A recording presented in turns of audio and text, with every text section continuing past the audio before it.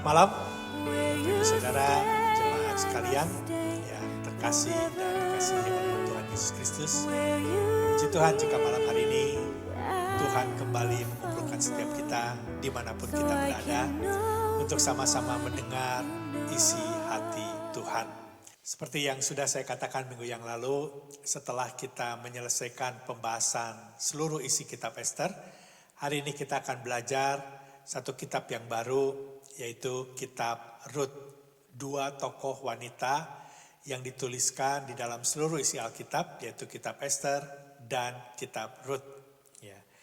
Hari ini kita akan belajar dalam beberapa minggu ke depan apa yang Tuhan mau sampaikan berkaitan dengan kisah seorang yang bernama Rut. Ya. Kisah yang jauh berbeda dengan kisah Ester yang sudah kita pelajari. Jika kisah perjalanan Ester terjadi di masa-masa pembuangan, sebaliknya kisah Rut justru terjadi sebelum kerajaan Israel berdiri. Lebih tepatnya pada masa hakim-hakim setelah Yosua dan para penatua Israel meninggal dunia. Jika kisah Ester berkaitan dengan kerajaan besar Media Persia yang di dalam penutupan seluruh isi kitab Ester, maka Ester dan Mordekai berjaya memimpin satu kerajaan yang besar. Tidak demikian dengan kisah Rut yang terjadi sebagian besar di kota kecil Bethlehem, Yehuda, ya, dan hanya mengisahkan satu keluarga sederhana, keluarga kecil yang mungkin pada saat kisah ini terjadi sebagian besar orang Israel tidak terlalu memperhatikan. Padahal melalui keluarga kecil, keluarga yang sederhana ini justru sangat mempengaruhi masa depan dari seluruh bangsa Israel di dalam Tuhan menggenapi rencana dan janji-janjinya terhadap Abraham dan keturunannya. Bagaimana kisah selengkapnya itu yang akan kita dengarkan di dalam pertemuan pertama ini. Dan sebelumnya mari kita bersama-sama membaca terlebih dahulu dua ayat yang dituliskan di dalam kitab Rut, pasal yang pertama, ayatnya yang ke-16 sampai ayat yang ke-17. Dua ayat yang seharusnya benar-benar tertanam di dalam hati kita, ya, untuk kita boleh teladani dan untuk kita boleh benar-benar terapkan di dalam kehidupan kita sebagai orang percaya. Rut pasal 1 ayat yang ke-16 dan ayat yang ke-17. Mari kita membaca bersama-sama. Tetapi kata Rut, janganlah desak aku meninggalkan engkau dan pulang dengan tidak mengikuti engkau. Sebab kemana engkau pergi, ke situ jugalah aku pergi. Dan di mana engkau bermalam, di situ jugalah aku bermalam. Bangsamulah bangsaku dan Allahmulah Allahku. Di mana engkau mati, aku pun mati di sana. Dan di sanalah aku dikuburkan. Beginilah kiranya Tuhan menghukum aku. Bahkan lebih lagi daripada itu, jikalau sesuatu apapun memisahkan aku dari engkau selain daripada maut. Berbahagialah setiap kita yang membaca, merenungkan dan melakukan kebenaran firman Tuhan. Mari kita berdoa untuk meminta pimpinan Allah Roh Kudus di dalam Dia mengajarkan seluruh kebenaran-kebenaran yang akan Dia sampaikan malam hari ini. Mari kita berdoa. Bapa, kami kembali mengucap syukur dan berterima kasih jika malam hari ini Engkau kembali mengumpulkan setiap kami untuk sama-sama mendengarkan isi hati-Mu ya Tuhan. Biarlah Engkau yang membuka hati kami, pikiran kami, untuk kami memahami apa yang ingin Kau sampaikan melalui seluruh isi kitab Rut ini dan juga beberapa minggu ke depan. Kami percaya Tuhan bahwa kalau Engkau memanggil, Engkau akan mengajar dan Engkau akan menanamkan seluruh kebenaran firman Tuhan itu dalam kehidupan kami, dimateraikan di dalam kehidupan kami, untuk kami boleh menjalani kehidupan kekristenan kami semakin hari semakin memuliakan Engkau. Biarlah kami boleh meneladani apa yang ingin Kau sampaikan melalui kisah Rut ini ya Tuhan, dan karakter-karakter yang ada di dalam seluruh isi kitab ini. Kau yang menyucikan, Kau yang menguduskan, Kau yang melayakkan setiap kami untuk kami boleh mendengar kebenaran firman-Mu yang begitu agung, begitu mulia, dan begitu kudus ya Tuhan. Biarlah nama-Mu dimuliakan di dalam seluruh pembahasan isi kitab ini. Di dalam nama Yesus kami berdoa dan mengucap syukur. Sama-sama katakan, amin. Bapak Ibu Saudara, jemaat sekalian, sebelum kita membahas pasal demi pasal, ayat demi ayat secara detail. Pertemuan malam hari ini izinkan saya terlebih dahulu menyampaikan pendahuluan supaya di dalam beberapa pertemuan ke depan kita akan lebih mudah memahami isi kitab Rut ini. Ya. Kitab Rut terdiri dari 4 pasal dengan struktur dibagi menjadi beberapa bagian. Bapak Ibu Saudara bisa melihat di dalam slide yang saya tampilkan. Pasal yang pertama ayat 1-5, Elimelek dan keluarganya meninggalkan Bethlehem Yehuda ke Moab dikarenakan ada bencana kelaparan di Israel. Setelah 10 tahun Elimelek, Mahlo dan Kilion meninggal di Moab. Pasal 1, 6-18, ayat yang ke-6-18. Rut kembali ke Bethlehem Yehuda bersama dengan Rut, sedangkan Orpa tetap tinggal di Moab. Ayat yang ke-19-22, di Bethlehem Naomi meratapi kesedihan dan kesengsaraannya. Pasal yang kedua strukturnya adalah ayat 1-3, Rut memungut bulir-bulir jelai atas persetujuan Naomi. Ayat yang keempat sampai ayat yang ke-17, Boas menunjukkan kemurahan hati kepada Rut. Ayat yang ke-18-23, perbincangan antara Rut dan Naomi tentang apa yang barusan terjadi. Ya, pasal yang ketiga juga dibagi menjadi 3 bagian struktur. Ayat yang ke-1 sampai ayat yang ke-6, Rut menyetujui rencana Naomi agar Boas mau menebusnya. Ayat yang ke-7 sampai ayat yang ke-15, Boas menunjukkan kemurahan hatinya kepada Rut. Ayat yang ke-16 sampai ayat yang ke-18, Naomi dan Rut membahas apa yang baru saja terjadi pada hari itu. Pasal yang keempat juga dibagi menjadi 3 struktur. Ayat yang pertama sampai ayat yang ke-12, Boas menjalankan tanggung jawabnya sebagai penebus. Ayat yang ke-13 sampai 17, Boas menikahi Rut dan melahirkan seorang anak laki-laki dan membawa sukacita bagi Naomi dan juga perempuan-perempuan yang ada di sekitar Naomi. Ayat yang ke-18 sampai ayat yang ke-22, pencatatan tentang 10 generasi Israel. Demikian struktur yang saya coba berikan kepada Bapak Ibu Saudara sekalian. Alkitab mencatat bahwa kisah Rut terdiri dari 4 pasal dengan karakter utama adalah Naomi, seorang janda, Rut seorang dari bangsa Moab atau bangsa asing, dan Boas seorang pemilik ladang pertanian. Ya, peristiwa ini terjadi di masa hakim-hakim, yaitu masa di mana Yosua yang memimpin bangsa Israel mati. Ya, mari kita membaca terlebih dahulu awal daripada seluruh isi kitab Hakim-Hakim ini, termasuk Rut di dalamnya.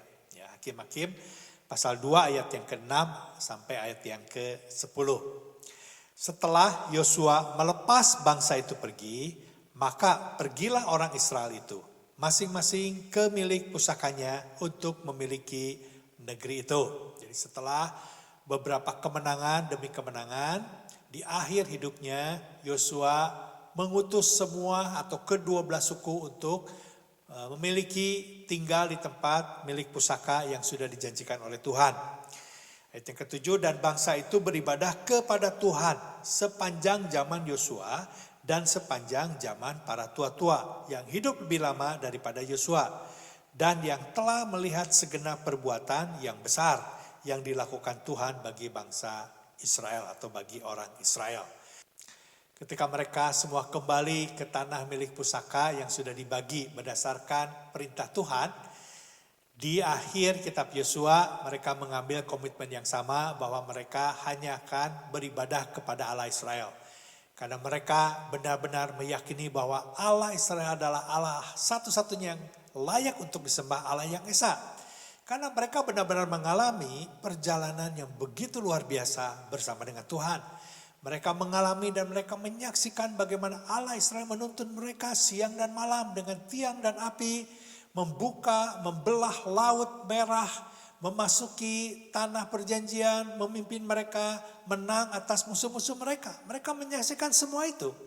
Mereka mengalami semua itu sehingga mereka mengambil komitmen mereka hanya menyembah Allah Israel. Ya. Selanjutnya kita lihat Bapak Ibu Saudara di ayat yang ke-8.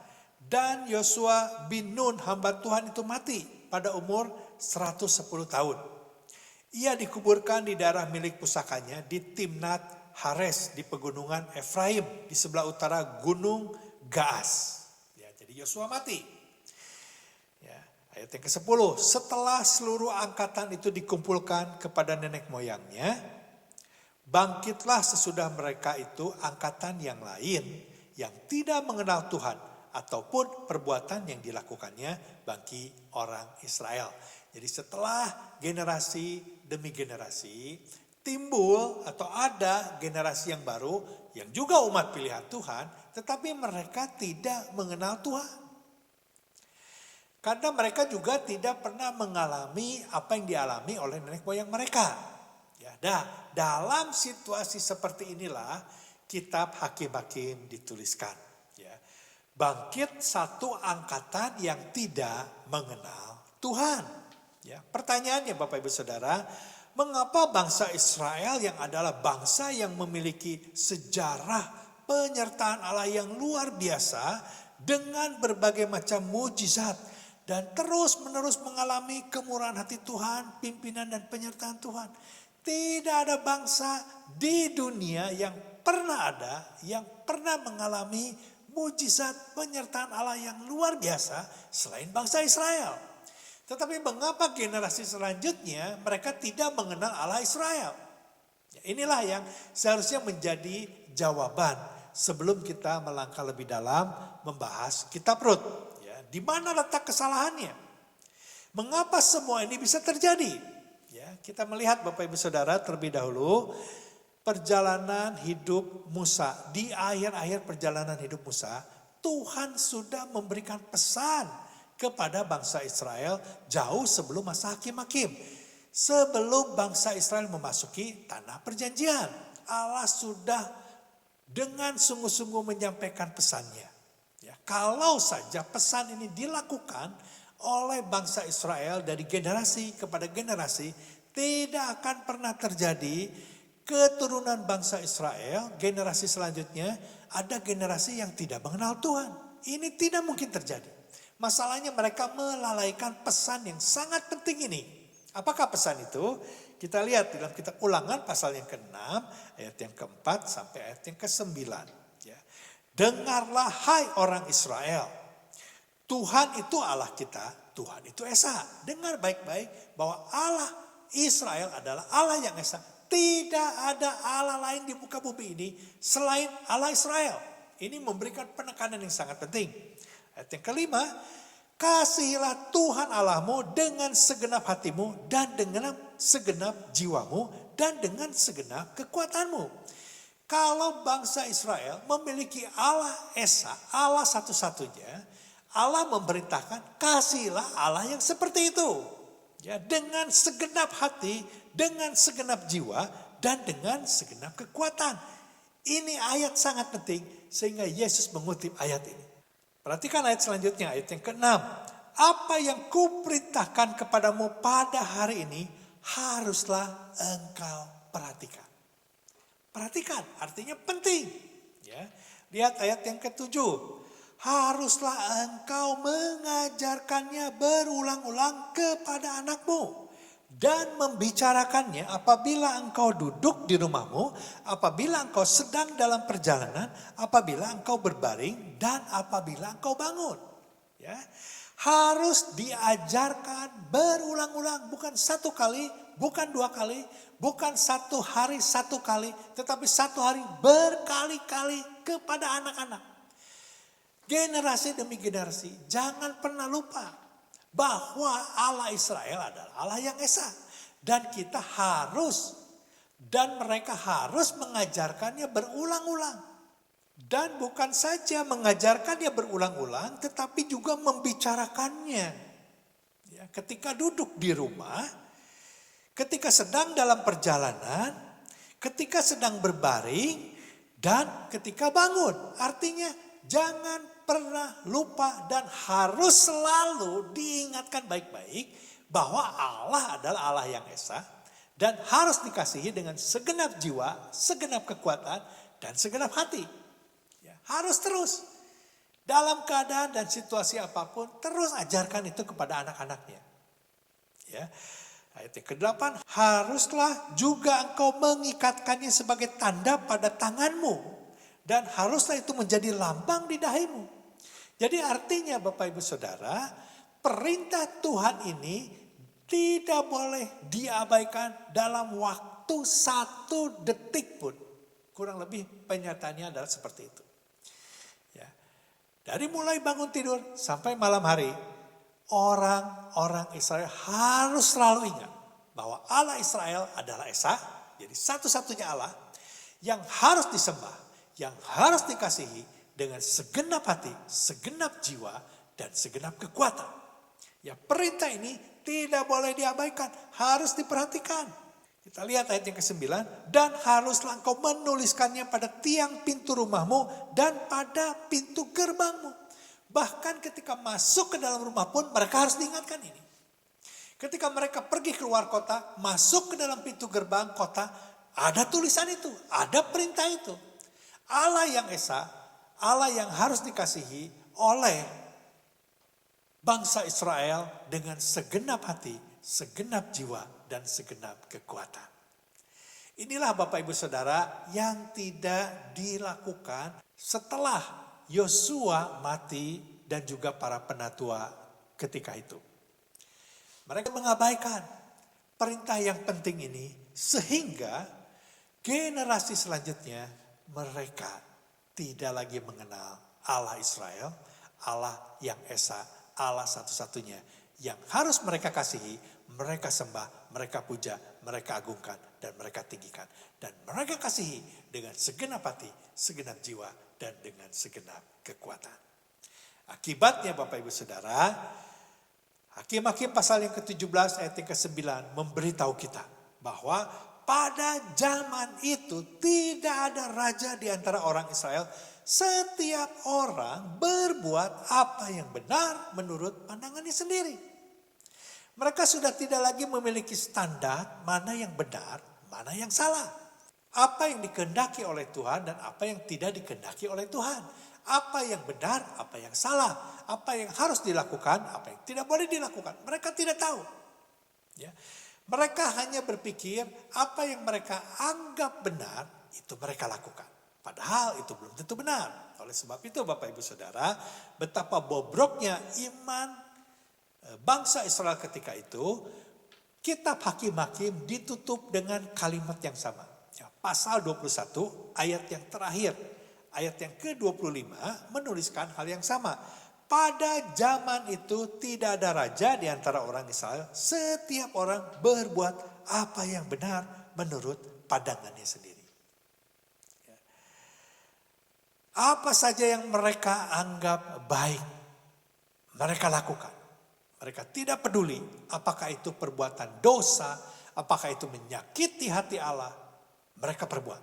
Ya, termasuk menyembah dewa-dewa bangsa asing. Allah-Allah bangsa asing. Mereka sudah tidak peduli lagi dan mereka sudah tidak memiliki perasaan bahwa mereka sedang berdosa di hadapan Tuhan. Dalam kondisi seperti itulah, dalam situasi seperti itulah kisah Rut terjadi. Kisah Rut dituliskan. Ya. Kisah ini dimulai dari sebuah kota kecil di Bethlehem. Ada satu keluarga yang terdiri dari seorang ayah yang bernama Elimelek, istrinya bernama Naomi, dan dua anak laki-laki bernama Mahlon dan Kilion, yang sedang berjuang menghadapi kelaparan yang sedang terjadi di Israel.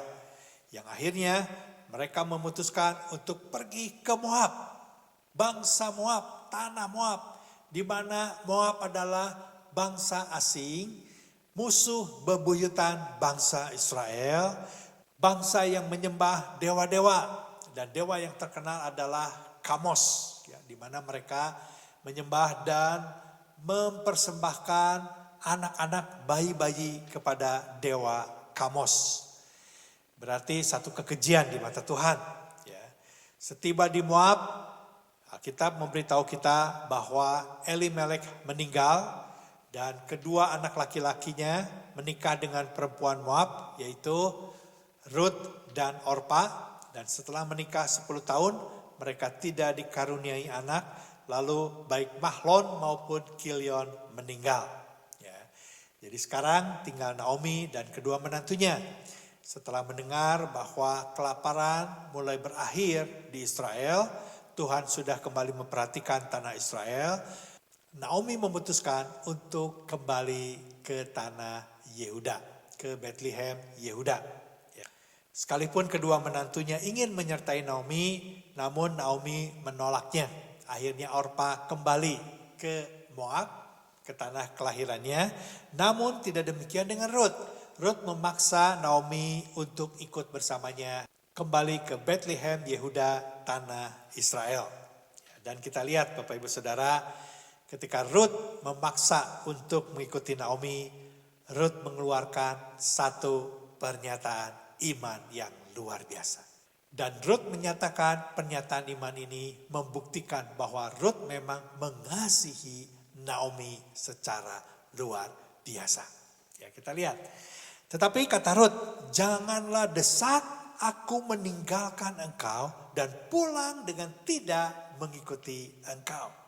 Sebab kemana engkau pergi, ke situ jugalah aku pergi. Dan di mana engkau bermalam, di situ jugalah aku bermalam.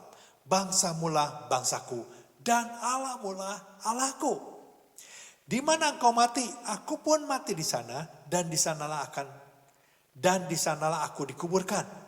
Beginilah kiranya Tuhan, perhatikan ini berbicara tentang Tuhan Israel, menghukum aku, bahkan lebih lagi daripada itu, jikalau sesuatu apapun memisahkan aku dari engkau selain daripada maut. Pernyataan kasih yang luar biasa disertai dengan penyertaan iman yang luar biasa terhadap Tuhan Allah Israel. Akhirnya Naomi mengajak Rut kembali ke Bethlehem Yehuda, di mana Naomi berasal.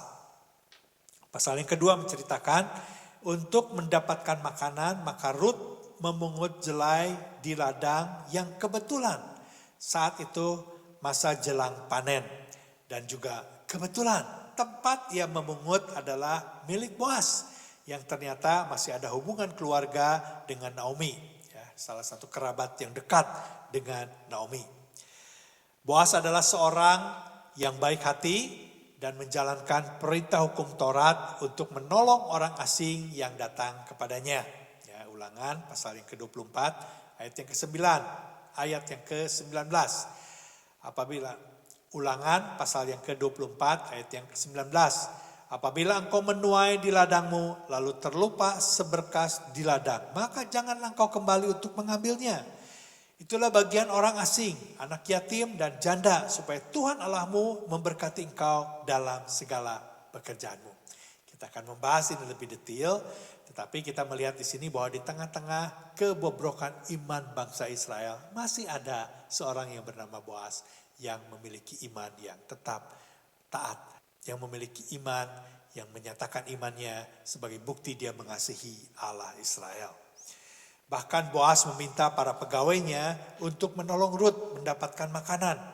Sepulang memungut jelai dan melihat ada begitu banyak yang didapatkan oleh Rut, maka Naomi bertanya, dari mana Rut mendapatkan jelai yang begitu banyak? Rut memberitahu itu adalah dari Boaz. Dan Naomi sangat senang karena Boaz adalah kerabat dekatnya dan memerintahkan Rut untuk tetap memungut jelai di ladang Boaz. Pasal yang ketiga, dilanjutkan dengan strategi Naomi agar Boaz mengambil tanggung jawabnya untuk menebus menikahi Rut sesuai dengan tradisi bangsa Israel. Kita juga akan bahas ini kemudian nanti secara lebih detail. Pasal yang keempat, apa yang didambakan benar-benar terjadi, di mana Boaz menjalankan kewajibannya untuk menebus keluarga Naomi dan menikahi Rut. Pasal yang keempat ini ditutup dengan pemberitahuan bahwa kehidupan Naomi yang di awal kisah ini penuh dengan penderitaan, namun di akhir kisah ini kehidupan Naomi menjadi jauh lebih baik dibandingkan dengan sebelumnya. Ketika Rut mengandung dan melahirkan anak, dikatakan bahwa keberadaan Rut yang mengasihi Naomi lebih berharga dari 7 anak laki-laki. Akhirnya kita diberitahu bahwa Naomi lah yang mengasuh anak Boaz dan Rut ini, dan diberi nama Obed yang tidak lain, ini adalah ayah daripada Isai, ayah daripada Daud. Bapak Ibu Saudara, kisah ini terjadi seperti yang saya sudah katakan tadi di zaman hakim-hakim, yaitu antara tahun 1375 sebelum Masehi sampai 1000 sebelum Masehi. Ya, dan kapan dituliskan? Dan kisah ini dituliskan antara tahun 1000 sebelum Masehi sampai kira-kira kurang lebih tahun 600 sebelum Masehi. Ya, jadi memiliki jenjang yang cukup panjang. Kira-kira di antara tahun itulah kisah ini dituliskan. Ya, tidak, para penafsir Alkitab tidak tahu dengan persis kapan sebenarnya kisah ini dituliskan. Ya, tapi yang pasti antara tahun 1000 sebelum Masehi sampai tahun 600 sebelum Masehi.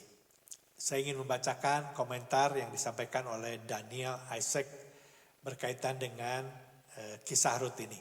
Ya, beliau mengatakan, kisah Rut merupakan satu komposisi sastra yang paling banyak disukai di zamannya.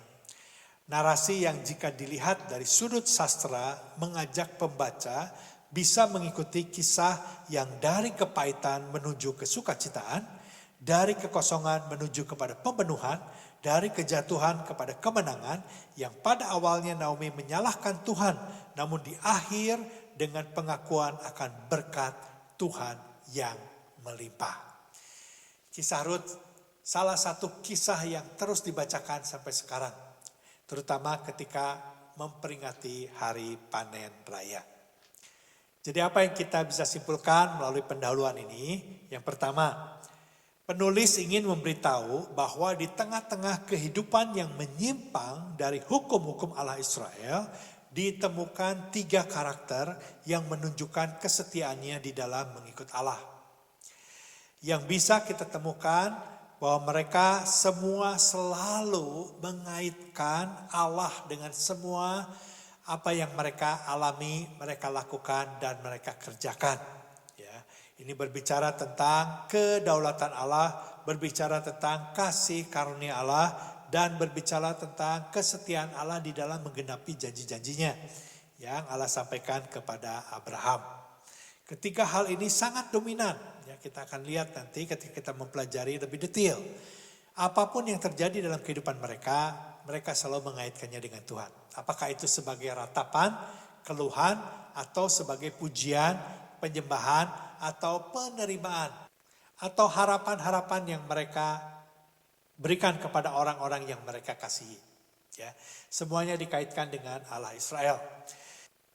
Yang kedua, penulis ingin menyampaikan bahwa Allah Israel membuka tangannya bagi siapapun dari bangsa manapun untuk datang kepadanya dan menerima berkat yang sama dengan apa yang ia janjikan kepada bangsa Israel, umat pilihannya, kepada Abraham dan keturunannya.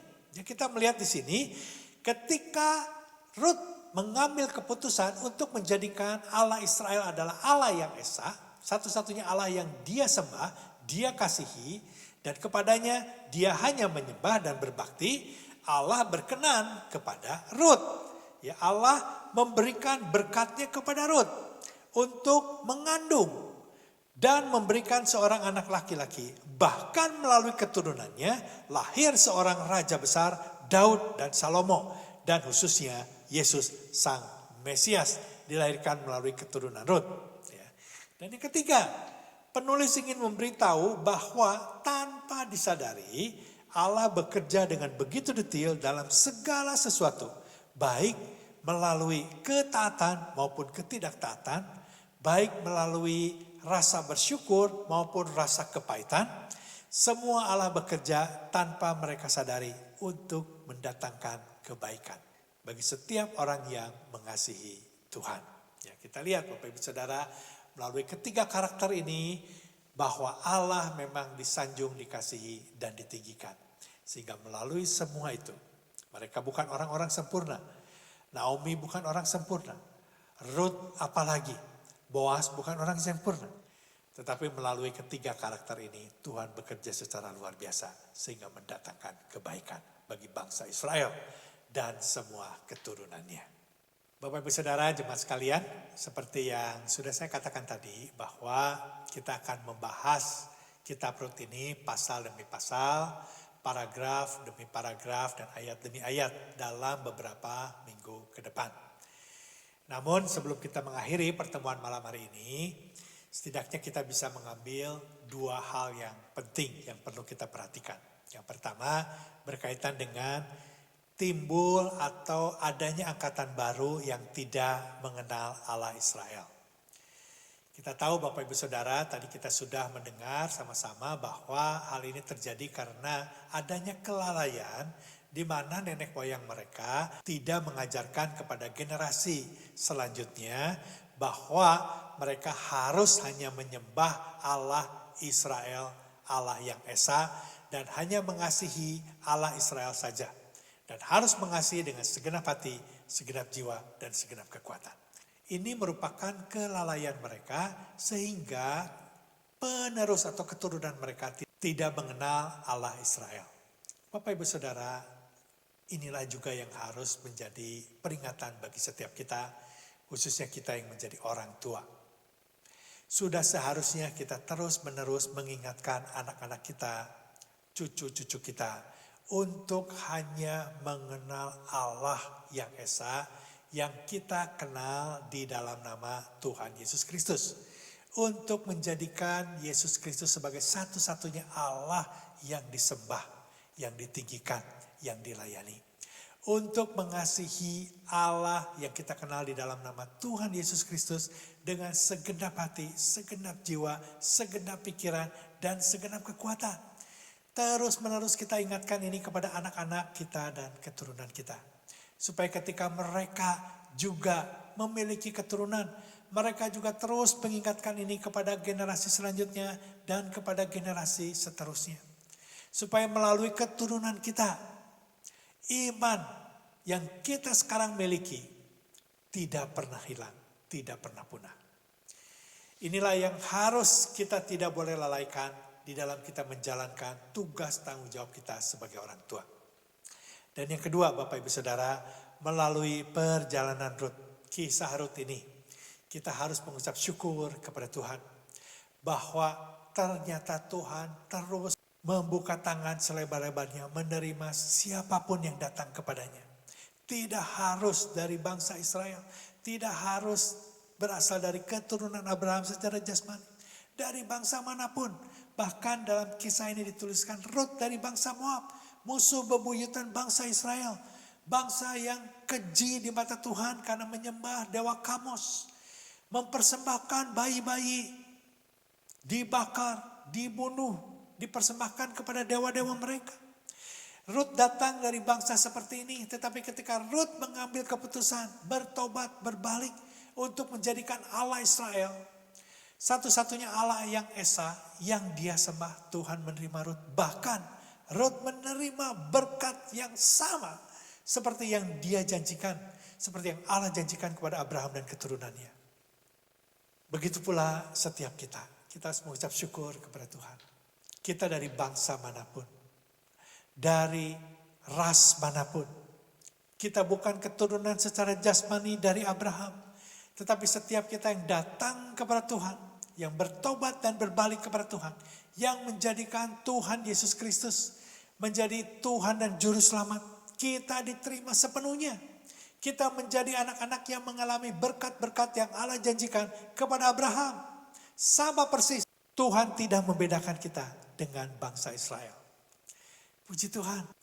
Oleh sebab itu Bapak Ibu Saudara, melalui semua ini jangan lupa tetap mengucap syukur. Karena melalui pengorbanan Yesus di atas kayu salib, kita terus-menerus mengalami berkat-berkat Allah sampai ke dalam kekekalan. Amin Bapak Ibu Saudara. Mari kita berdoa. Bapa, kami mengucap syukur dan berterima kasih untuk seluruh kebenaran yang Kau sudah sampaikan malam hari ini. Biarlah Allah Roh Kudus yang menolong setiap kami, bukan saja mengerti dan memahami, tetapi menolong setiap kami menjadi pelaku-pelaku kebenaran firman-Mu, supaya nama-Mu dimuliakan dimanapun kami berada saat ini ya Tuhan. Terima kasih, kami menyerahkan sisa hidup kami ke dalam tangan-Mu. Di dalam nama Yesus kami berdoa dan mengucap syukur. Sama-sama katakan amin. Selamat malam Bapak Ibu Saudara, dan jangan lupa hari Minggu kita akan mengadakan perjamuan kudus. Di dalam ibadah in person maupun secara online hari Minggu mendatang jam 3 sore. Sekali lagi mari kita mempersiapkan hati kita di dalam menyambut perjamuan Kudus. Tuhan berkati dan sampai jumpa. Without a way that I could follow, then I turned and you were there. Where you go, I will go. Where you stay, I will stay forever. Where you lead, I will follow, so I can know the one you know. Under his wings, you found a shelter. You have no fear, you have no shame. And when you call, he seems to answer, even seems to know your name. Where you go, I will go. Where you stay, I will stay forever. Where you lead, I will follow, so I can know the one you know. Then somehow should I find his favor, I won't look back on all I've known. Your people then will be my people, and your God, my God alone. Where you go, I will go. Where you stay, I will stay forever. Where you lead, I will follow, so I can know the one you know. Where you go, I will go. And you know I will never leave you. Not even death will ever part us. Now that I know the one you know,